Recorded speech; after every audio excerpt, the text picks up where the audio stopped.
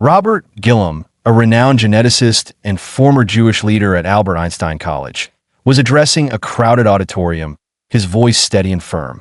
"Ladies and gentlemen, I stand before you today not just as a scientist, but as a man of faith." A murmur of curiosity rippled through the crowd. "I have devoted my life to unraveling the mysteries of genetics.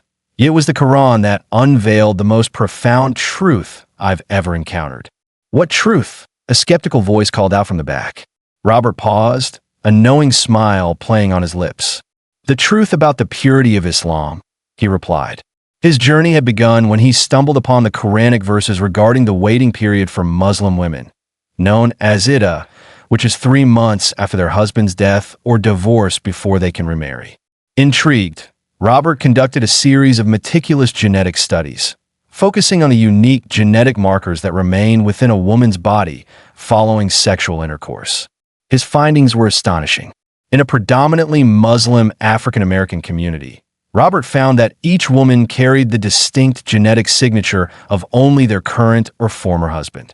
This stood in stark contrast to a similar study he conducted in a non-Muslim American neighborhood, where pregnant women often bore the genetic traces of 2 or 3 different men, indicating extramarital affairs.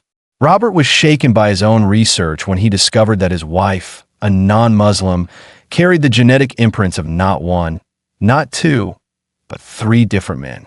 It was a revelation that shook the very foundation of his beliefs. Only one of his 3 children was genetically linked to him, a painful realization that propelled him into a deep introspection. Islam is the only religion that truly upholds the sanctity of marriage and the dignity of women, Robert declared, his voice echoing through the hushed room.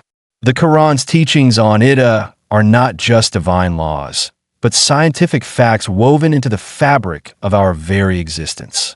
As the story of his discovery spread, so too did the ripples of his newfound faith.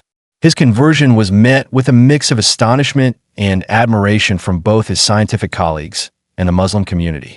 His research had not only led him to Islam, but had also provided empirical evidence of the religion's profound wisdom. In the quiet of his newfound faith, Robert reflected on the purity and clarity of Islam's social constructs. The waiting period was not a punishment, but a safeguard for both men and women, ensuring the integrity of lineage and the sanctity of family bonds.